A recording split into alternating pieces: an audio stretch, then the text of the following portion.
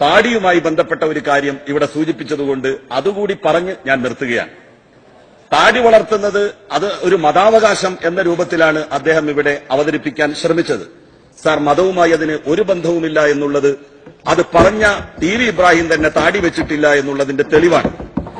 ഈ സഭയിലെ മുസ്ലിം ലീഗിന്റെ ഒരൊറ്റ മെമ്പർമാരും താടി വെച്ചിട്ടില്ല എന്നുള്ളത് ഇതിന്റെ വ്യക്തമായിട്ടുള്ള ഒരു തെളിവാണ്. അതിന് മതവുമായി ഒരു ബന്ധവുമില്ല എന്നാണ് ഞാൻ പറഞ്ഞത്. സാർ അതുകൊണ്ട് തന്നെയാവണം മഹാനായ CH മുഹമ്മദ് കോയ സാഹിബ് ആഭ്യന്തരമന്ത്രിയായിരുന്നിട്ടും പോലീസിൽ പരാമർശം നടത്തിയപ്പോ മെമ്പർ ചെറിയ പരാമർശം നടത്തിയപ്പോ ഈ താടി മതപരമായ ഇതല്ല എന്ന് പറഞ്ഞു. സർ, അത് ആവശ്യമില്ലാത്തൊരു പരാമർശമാണ്.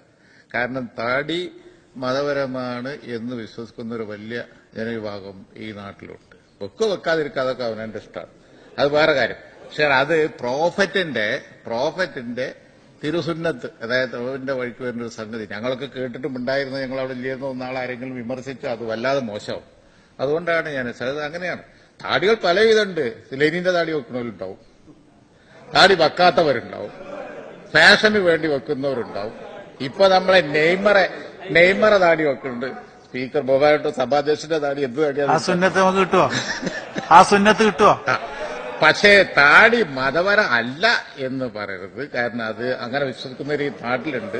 അപ്പൊ നിങ്ങളെ അത് പറഞ്ഞു കേട്ട് നിങ്ങൾ അവിടെ എന്തെടുക്കായിരുന്നു? നിങ്ങൾക്ക് ചോദിച്ചാൽ നമുക്ക് മോശമാവും അല്ലേ? അതുകൊണ്ട് ഞാൻ അതൊന്ന് കറക്റ്റ് ചെയ്ത താടി ഒരു ചർച്ചാ വിഷയമാക്കണ്ട പ്ലീസ്. സാർ, ഞാൻ പറഞ്ഞത് താടി ഒരു നിർബന്ധമുള്ള കാര്യമല്ല എന്നാണ്.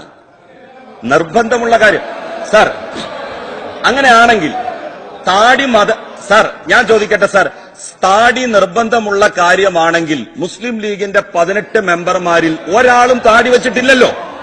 അതെന്തുകൊണ്ടാണ് വെക്കാത്തത് സാർ?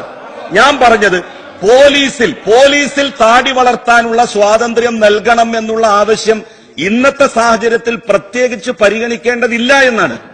CH മുഹമ്മദ് കോയ സാഹിബ് ആഭ്യന്തരമന്ത്രിയായിരിക്കെ അത്തരം ഒരു സ്വാതന്ത്ര്യം കേരള പോലീസിൽ അനുവദിച്ചിട്ടില്ലല്ലോ. പിന്നെ എന്തിനാണ് എന്റെ സുഹൃത്ത് ഇബ്രാഹിം അങ്ങനെ ഒരു ആവശ്യം ഉന്നയിച്ചത്? സാർ, CH മുഹമ്മദ് കോയ സാഹിബ് സഭയിൽ അംഗമായിരുന്നല്ലോ, താടി ഉണ്ടായിരുന്നു. നഹാ സാഹിബ് അദ്ദേഹത്തിന് താടി ഉണ്ടായിരുന്നു. താടിയെ സംബന്ധിച്ച് ഞാനതിനെതിരല്ല. പ്ലീസ് അനാവശ്യമാണ്. ഇനി താടിയെ സംബന്ധിച്ച് ചർച്ച ചെയ്യേണ്ട. വെക്കുന്ന